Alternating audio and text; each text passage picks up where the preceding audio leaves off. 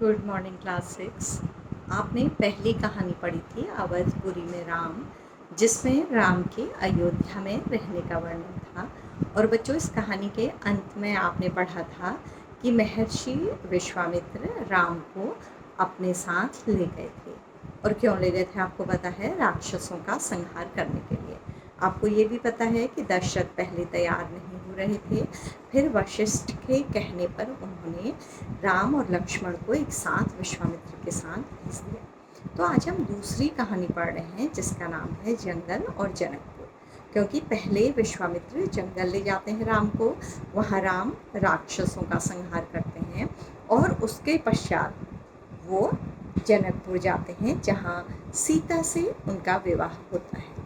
तो बच्चों, हम आगे की कहानी को मैं पूरा नहीं पढ़ रही हूँ, पूरी कहानी आप पढ़ेंगे, मैं इसका सार बता रही हूँ, लेकिन आपको एक बार पूरी कहानी पढ़नी होगी। और यदि अच्छी तरह से समय मिला तो मैं कक्षा में भी आपको रीडिंग करके ये कहानी पढ़ाऊँगी। तो बच्चों, हम आगे बढ़ते हैं।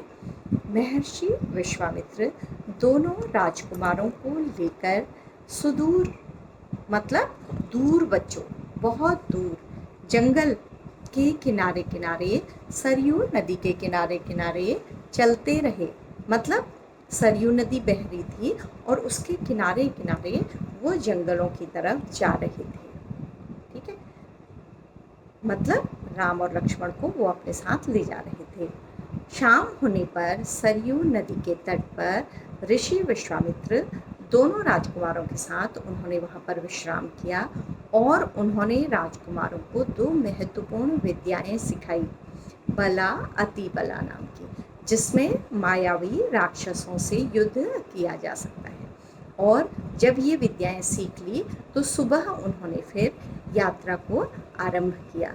यात्रा कहाँ के लिए आरंभ की? जहाँ पर ऋषि विश्वामित्र अपने यज्ञ को करते थे।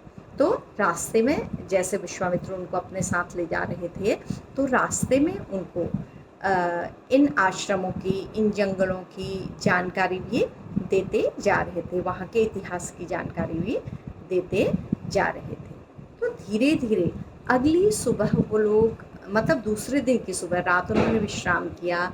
ऋषि विश्वामित्र ने उनको इतिहास के बारे में बताया, जंगल के, आश्रम के, राक्षसों के बारे में समझाया होगा बच्चों, और युद्ध के बारे में समझाया होगा। तो अगली बार उन्होंने गंगा पार कर ली, वो दूर आ गए हैं अयोध्या से और जंगल में प्रवेश कर लिया है।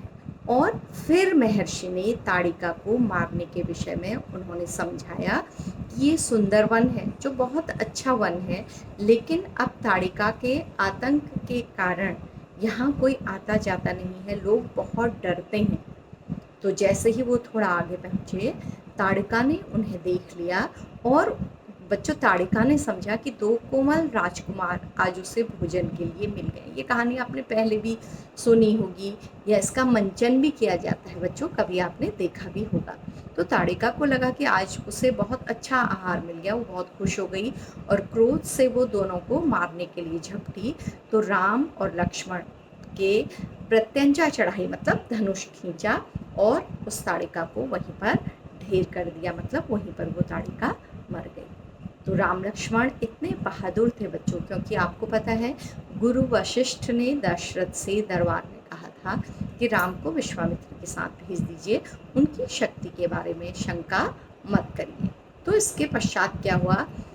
महर्षि बहुत खुश हो गए और वो जो वन था वो ताड़िका के आतंक से भी क्या हो गया, उसका आतंक वहाँ से दूर हो गया। तो इसके पश्चात महर्षि यज्ञ की तैयारी में लगे। बच्चों, क्यों यज्ञ की तैयारी में लग गए? क्योंकि अभी तक ऋषि का यज्ञ नहीं हो पा रहा था। क्यों नहीं हो पा रहा था बताइए? क्योंकि राक्षस उनके यज्ञ में बाधा पहुंचा देते थे। तो अब महर्षि को पता था कि राक्षस डर गए हैं और यज्ञ पूरा हो सकता है। तो राजकुमारों ने सोचा कि जब तक यज्ञ पूरा नहीं होगा तो वो सोएंगे नहीं। लेकिन यज्ञ पूरा ही होने वाला था।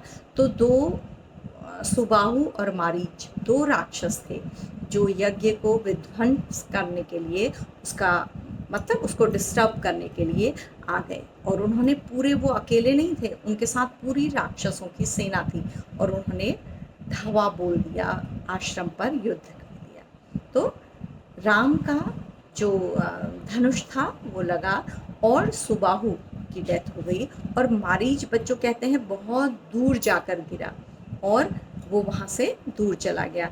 राम के दशरथ के साथ वह मूर्छित हो गया और दूर समुद्र के किनारे जाकर गिरा। मारीच कौन था याद करिए, रावण का मामा। उसका क्या रोल है बेटा रामचरितमानस में, रामायण में, कि उसने जब सीता का अपहरण हो रहा था तो स्वर्ण मृग का रूप बनाया था। ये आप आगे पढ़ेंगे। तो यही मारीच था जो यहाँ से समुद्र के किनारे जाकर गिरा था दक्षिण की तरफ।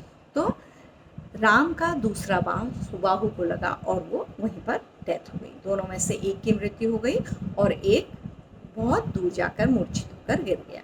तो राजा का जो महर्षि का, सॉरी राजा का नहीं, महर्षि का यज्ञ पूरा हो गया। तो इसके पश्चात महर्षि का कार्य क्या हो गया था, पूरा हो गया था। तो वो अब राम और लक्ष्मण को फिर से अयोध्या की ओर ले जा रहे थे।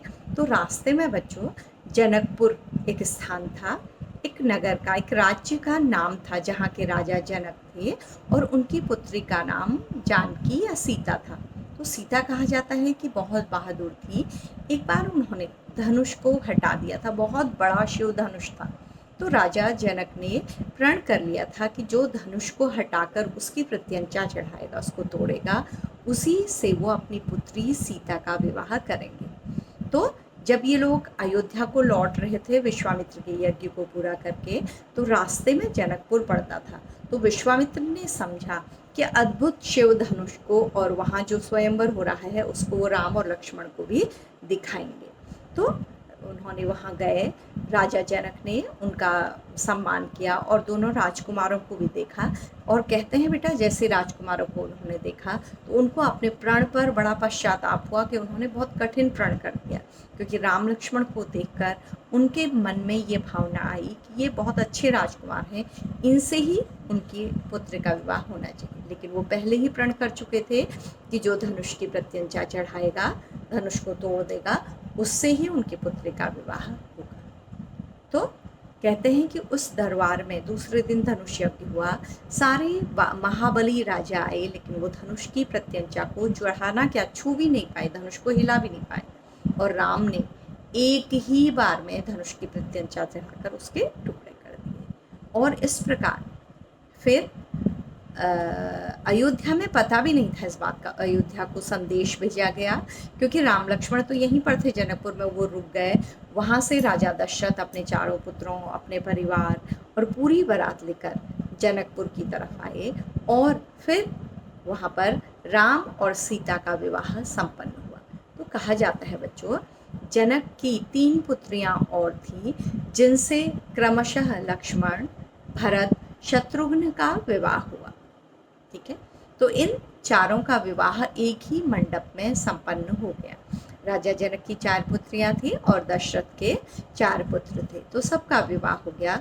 तो बारात बाजे गाजे और सामान के साथ, बहुत सारे सामान के साथ ये बारात अयोध्या लौट आई। तो कहते हैं कि अयोध्या में इस विवाह के उत्सव को बहुत दिनों तक मनाया गया, क्योंकि दशरथ की 4 बहुएं, 4 उनके बेटों की दुल्हनें उनके घर में आई थी।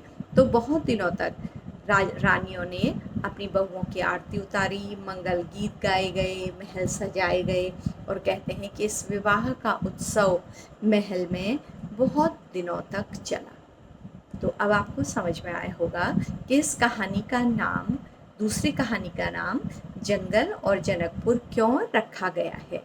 क्यों रखा गया है, क्योंकि इस कहानी में जंगल में पहुंचकर ताड़िका को मारने से लेकर जनकपुर में विवाह तक और अयोध्या लौटने तक का वर्णन है।